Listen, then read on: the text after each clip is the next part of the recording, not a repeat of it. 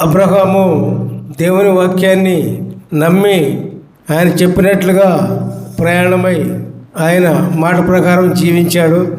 విశ్వాసులకే తండ్రిగా మార్చబడ్డాడు. దేవునికి స్తోత్రం. హల్లెలూయా. Praise the Lord. అట్లాగే మోషేని దేవుడు పిలిచారు. నా ప్రజలను ఐగుప్త బానిసత్వం నుంచి విమోచించడానికి నువ్వు వెళ్ళాలని చెప్పి మోషేని పిలిస్తే మరి రాజరికాన్ని వదిలిపెట్టి, గొప్ప అంతస్తును వదిలిపెట్టి, గొప్ప స్థితిని వదిలిపెట్టి దేవుని మాట చొప్పున వచ్చేసాడు. దేవునికి స్తోత్రం. హల్లెలూయా. Praise the Lord. మరి దేవుని వాక్యంలో అంత గొప్ప శక్తి ఉంది పిల్లారా. ఆ వాక్యం ప్రకారం మనం జీవించినప్పుడు, ప్రభు వాక్యం ప్రకారం మనం జీవించినప్పుడు మనము దేవునికి ఇష్టలుగా మార్చబడతాం. దేవునికి స్తోత్రం. Hallelujah. Praise the Lord. Praise the Lord. మరి పిల్లారా,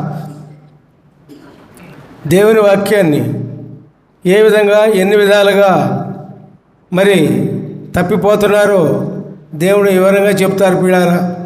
మరి దేవుని వాక్యాన్ని విని దాన్ని గ్రహించకపోతే ఆ యొక్క విన్న వాక్యాన్ని, ఆ దేవుని వాక్యం విన్న వాక్యాన్ని మరి చివరికి అది ఒక దుష్టుడు వచ్చి, సాతానుగాడు వచ్చి తీసుకెళ్ళిపోతాడు. చివరికి నీలో దేవుని వాక్యం ఉండదు. మరి అందుకని దేవుడు ఏం చెప్తున్నారంటే, దేవుని వాక్యాన్ని విని దాన్ని గ్రహించి దాని ప్రకారంగా జీవించాలని మరి దేవుడు చెప్తూ ఉన్నారు పిల్లారా. దేవునికి స్తోత్రం. హల్లెలూయా. Praise the Lord. అదే మరి మత్తయి 13:19 చూడండి ఒకసారి. ఎవడైనాను రాజ్యమును గురించిన వాక్యము వినియు గ్రహింపగా ఉండగా దుష్టుడు వచ్చి వారి హృదయములో ఉన్నది విత్తబడినది ఎత్తుకొని పోవను.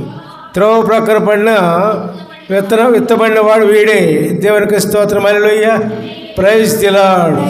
ఉదాహరణలతో సహా దేవుడు ఎంత చక్కగా చెప్తున్నారంటే పిల్లారా, మరి దీన్ని బట్టి మనకి ఏమర్థమవుతుందంటే దేవుని వాక్యాన్ని విని గ్రహించి అది ఎవరు కూడా సాతానుగా ఎత్తుకుపోకుండా దేవుని పటిష్టంగా హృదయంలో దాచుకోవాలి పిల్లారా. ఈ లోక వస్తువుల్ని, లోకధనాన్ని, లోక సంపదని ఏ విధంగా దాచుకుంటాం ఎంత జాగ్రత్తగా పిల్లారా. మరి అంతకంటే ఎక్కువగా దేవుని వాక్యాన్ని, విన్న వాక్యాన్ని దాచుకుంటే పిల్లారా, అది మీకే మంచిది, మీ జీవితానికే మంచిది.